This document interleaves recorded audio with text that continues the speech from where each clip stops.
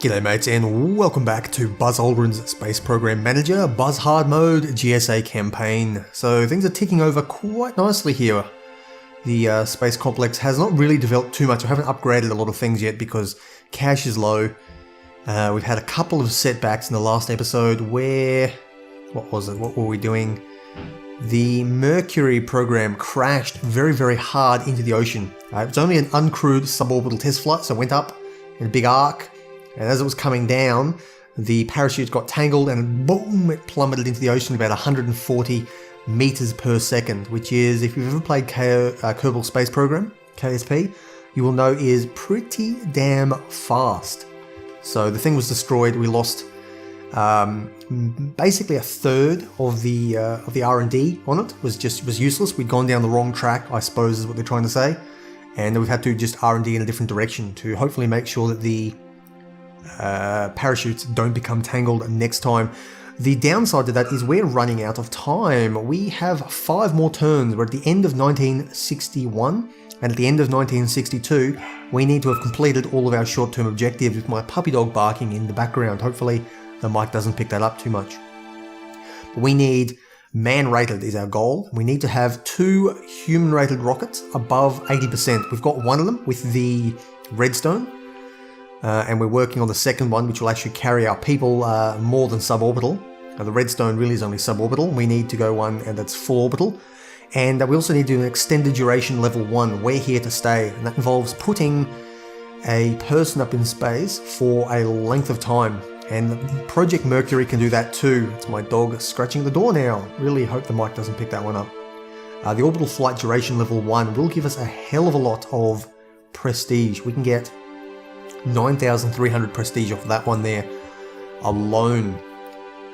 We may not have time. Let's think about this one. Okay. Oh. Okay, so that's the important thing to consider. I covered this in previous campaigns. I haven't covered it in this one. This mission here has effectively the percentage chance is the reliability of its parts, which is fine. That's what you expect. But this one here, to do a suborbital flight with a person in it, is actually going to have negative 15% because we haven't successfully tested the craft itself. So there is a negative chance to every single check. And that occurs, I guess the reasoning behind that is because we've got additional things to contend with that we've never done before, and having a person on top of an untested craft really is the big thing. So we need to do a couple of launches here. We need to test this thing. We need to then put a man in orbit, which means we require an orbital flight. Now the orbital flight will require having someone go suborbital. I need to have somebody put in space first, which means we require this one here, which is going to require the untested. Anything else we require? Uncrewed orbital test flight, that is going to be a difficult one to do, but I think we should tick that off by having a crewed orbital test flight too. And of course we need a Project Mercury orbital flight. So having put somebody in, say we did the Gemini program first, you could do put a man in orbit is fine, and you could also do an orbital test flight. Oh, with Project Mercury, okay, and then an orbital flight. So these 2 here would remain just because the Mercury itself hadn't been tested, even though we'd lose the big one. So we need to do man in orbit, man in space. So we need to do one, and that requires an orbital and uncrewed. So we need to do 1, 2, 3, 4, 5 tests to get the best percentage here. And of course the joint launch is a bit of a challenge as well. So 5 things to do. We have 5 turns, which means we don't have enough money. We absolutely do not have enough cash for this. So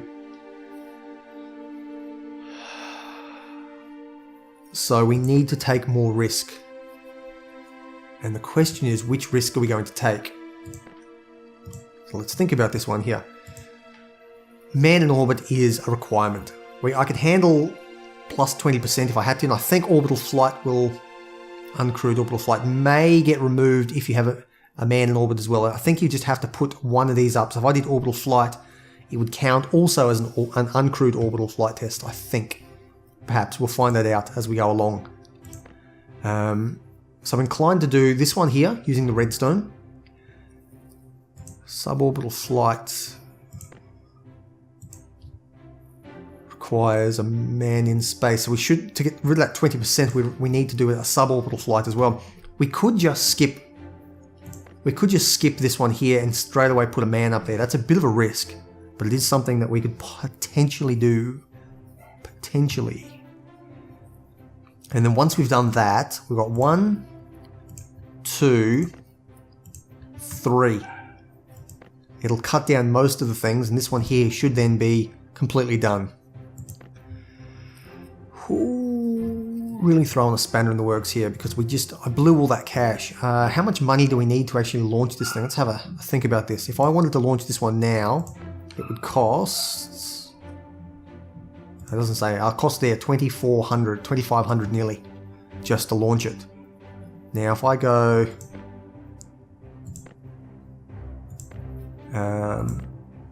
this one here is 4,700 to launch it. Which means we couldn't even launch now, even if we wanted to. Even if we're going to take all the risks and all the negatives. And wow, look at the prestige we can get here. Oh, okay, but some of this, I get you, man in orbit. So some of this will already be taken care of by other missions. So this prestige is not what we're actually going to get. It's going to be spread out somewhat. But, oh, okay, so you can see here the goals we're achieving. We're going to be doing a Mercury orbital flight. A uncrewed flight test will also be done. That's good to know. Uncrewed suborbital flight test will also be done. Suborbital flight with a man will be done. Man in space will be done. Man in orbit will be done. Okay, so this here can actually tick off a lot of those things. Which means that, for example, doing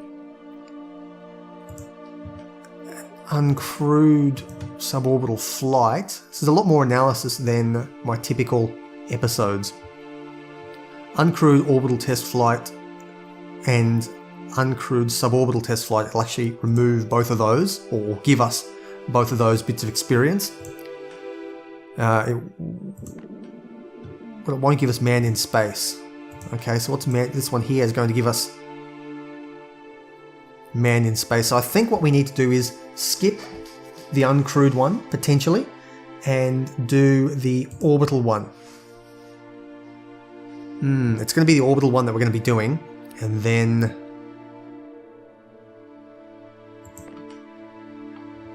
so do a suborbital, crewed, do an orbital, and then do an orbital duration test is 3 of them. And it may even be possible. No, 45% is too big. So I think that's how we're going to do it. I think that's pretty much got no choice in the matter.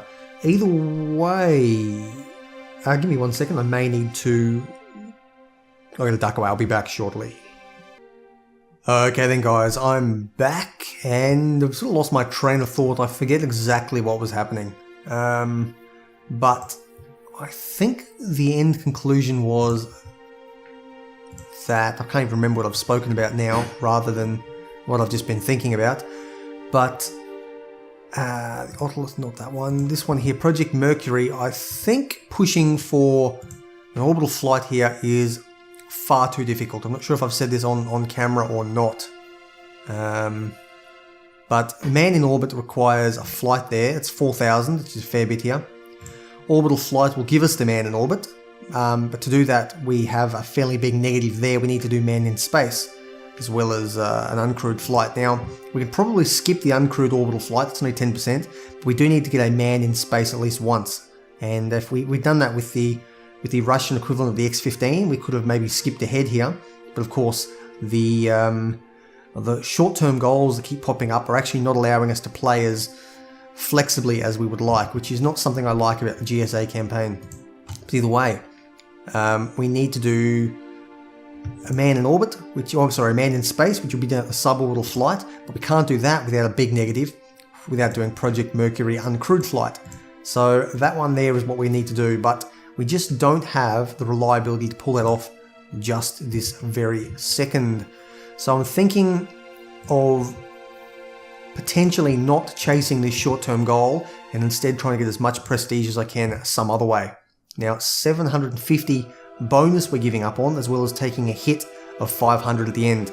Now, that'll be offset hopefully by this one here, which will give us 750 because we're very close to getting our human-rated rockets up. So we need about 16,000 prestige to take the hit and still make that there. So I think what we're going to do is go R&D for another turn.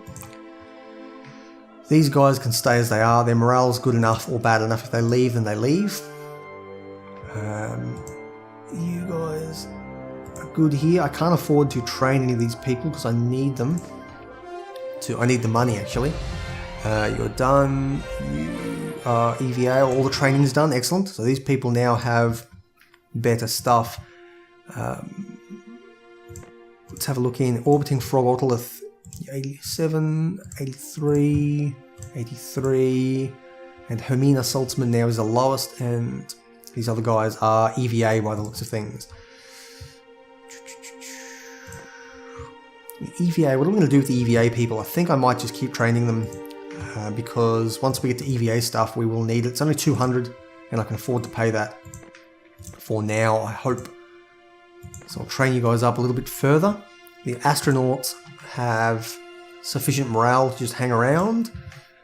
These guys sort by morale. You're at 60 to 96, so there's a couple of people with fairly low morale, but really don't have a choice. They can stay as they are.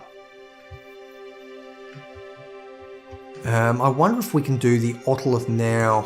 I don't know. We've got a bit more cash. If I do the Orbiting Frog Otolith, followed by the Mercury, got 4 turns remaining. Mercury 1, okay, 4 turns, so Otolith is 1, 2, 3, 4. Fuck, that's tight. That's really tight. Really tight, and I think we may or may not have the cash for it. But, I mean, what choice do I have? If I don't do it, I'm not going to get enough prestige. So, manage programs, Frog Otolith. We're going to launch this short one. We're going to schedule a mission. We're going to pay some obscene amount of money. Get those best people on. Whoa, that's a lot of money. Okay. But then I can also, if I succeed, then I can cut it off and make more money in future turns. Because this is costing us maybe 500, I think, each turn just to keep around. Expensive, expensive, very, very expensive. Let's go back. I can't afford to train anybody else this turn. Let's end the season and continue on. Okay, you're now at 76%, which is nice. You're at 80%, which is very, very good. And the next turn, you'll give us the bonus to prestige we need by getting over 80, as well as being usable for our mission. This is going to be tight. We're going to have to hopefully manage it. 80%, it's going to be very, very tough. I'll see you on the other side.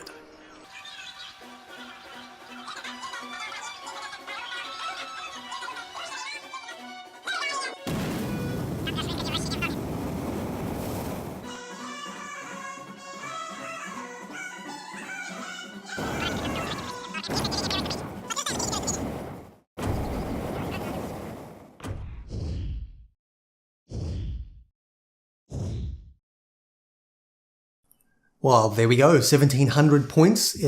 Basically 1 point every 2 mega space dollars spent, which is a pretty good trade in the grand scheme of things. And we got only 2 badges because the other badges that they had on offer have already been completed. Now I can get rid of the Sputnik booster, I can get rid of the Orbiting Frog Otolith and make a lot more money for the remaining turns. You're done. Yep. Fuck, we're not going to have enough money to do all these launches. We do not have enough money. This is a major, major negative here. Let's have a look at this. Manage rocket programs. I don't need the Sputnik anymore. That's nearly 300 I'm saving. Great. I do need the redstone for 1 more turn at least. I don't need the Orbiting Frog Otolith anymore, which is another 300. So we're back up to 2,000 per turn. Actually, I do have enough money to launch this turn. I do have enough money to launch this turn. That's good. I need to think about it though. Is it worthwhile risking? I don't know. There's a number of things I don't know. One of them is I also don't know how long this episode has been going. It's currently got 45 minutes on the timer because I left it recording just blank air while I was off running away, taking care of that bloody dog. So I am probably going to have to call this episode here. It may be a long one, it may be a short one. You guys will get to find that out, and I got no idea. Either way, I've been Blxz. This has been Buzz Aldrin Space Program Manager. Next episode, we're going to be going and launching something. We're going to be reaching the end of this little section we're on, and hopefully it'll be a positive ending on the other side. Take care, guys. I will see you around.